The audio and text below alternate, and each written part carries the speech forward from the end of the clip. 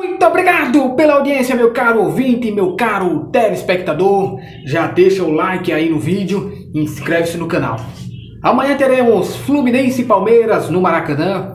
E o Fluminense, que hoje é o vice-líder do Campeonato Brasileiro, busca reduzir a sua desvantagem com relação ao líder do campeonato, que é a equipe do Palmeiras. O Palmeiras, sem sombra de dúvidas, é a equipe a ser batida neste campeonato brasileiro. O Fluminense vem de um péssimo resultado na Copa do Brasil, empatou em 2-2 com a equipe do Corinthians, mas de certa forma é um resultado até positivo. Por quê? Porque eu entendo que se o Fluminense fosse para lá com a vantagem de um gol, a equipe meio que ia sentar no resultado e isso poderia ferrar com a gente. Vamos lembrar que no jogo contra o Olímpia, lá pela pré-Libertadores, o Fluminense foi com 2 gols de vantagem. Sentou na vantagem e acabou acontecendo o que aconteceu. O empate em 2-2 na quarta-feira meio que vai obrigar o time do Diniz a sair lá no Itaquerão. Evidentemente, tomando todas as precauções, já que a equipe do Corinthians já demonstrou que tem válvulas de escape, como Roger Guedes e Renato Augusto. Mas vamos falar de Fluminense e Palmeiras. O Fluminense que amanhã vai entrar com a sua cavalaria em campo, vai vir com o time titular, já que não tem nenhum jogo no meio de semana. O meio de semana vai ser de Libertadores. O Palmeiras vai enfrentar o Atlético Paranaense e o Flamengo vai enfrentar o Vélez Sarsfield da Argentina. E o Fluminense vai ter a semana livre para treinar para o outro fim de semana, onde vai enfrentar a equipe do Atlético Paranaense, que provavelmente vai vir com a equipe mista ou reserva, já que vai ter o jogo da volta lá no Allianz Parque contra a equipe do Palmeiras. Falando de resultado, é um confronto bem equilibrado, principalmente pensando pelo ponto de vista de que o Fluminense joga em casa. O Fluminense vai jogar em casa e tem feito boas atuações no Maracanã.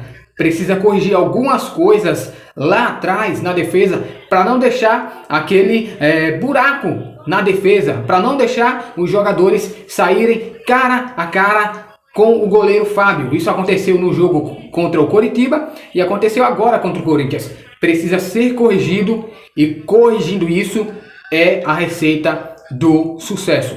O Palmeiras, surpreendentemente, vai vir com a equipe titular. Aliás, não é tanta surpresa, já que o único título que o técnico Abel Ferreira ainda não conquistou por essa equipe foi o Campeonato Brasileiro e o Mundial. O Campeonato Brasileiro provavelmente é um desejo do técnico Abel Ferreira de conquistar, já que provavelmente logo ele está deixando a equipe alviverde, já que provavelmente ele é um forte candidato a assumir a seleção brasileira. O Fluminense vem com seu time titular, vai vir com Fábio, Samuel Xavier, Nino, Manuel. Na lateral, a única dúvida é a lateral esquerda. Será que ele vai vir com Caio Paulista? Será que ele vai vir com Cris Silva? Na minha opinião, deveria vir com Cris Silva. Deveria dar um jogo inteiro aí pro Cris Silva mostrar do que ele é capaz. Vale lembrar que ele participou da jogada do segundo gol contra o Corinthians. Eu viria de Cris Silva para fazer o teste aí. Se não der certo, mantém o Caio Paulista. Vamos ter o André lá no meio, vamos ter Nonato, vamos ter também John Arias lá na frente, Matheus Martins e o Germancano. Eu esqueci de citar um jogador que não pode deixar de ser citado, que é o Paulo Henrique Ganso.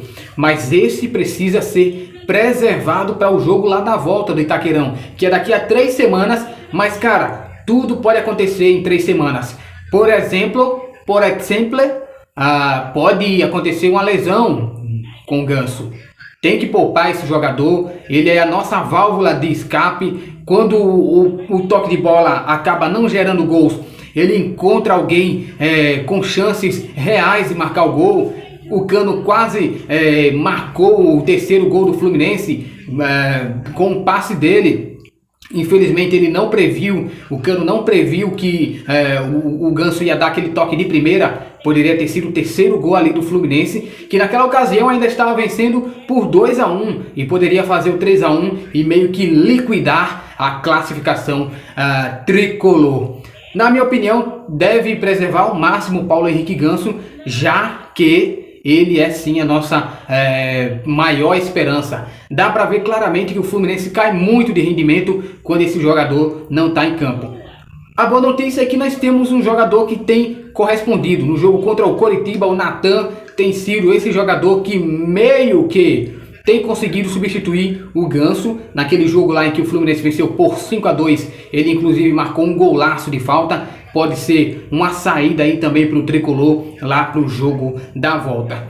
O Fluminense hoje, o Palmeiras hoje tem 8 pontos de vantagem com relação ao segundo colocado, que é o Tricolor das Laranjeiras.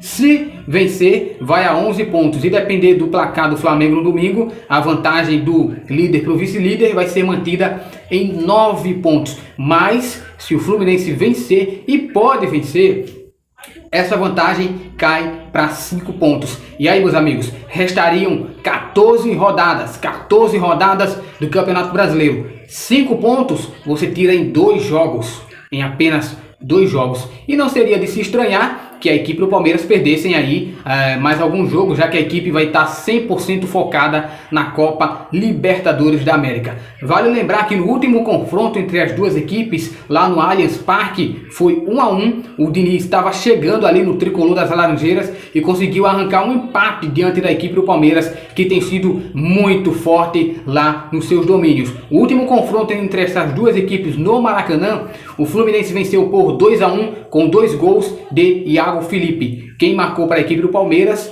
foi o Dudu, que com certeza amanhã estará em campo. Inscreve-se no canal.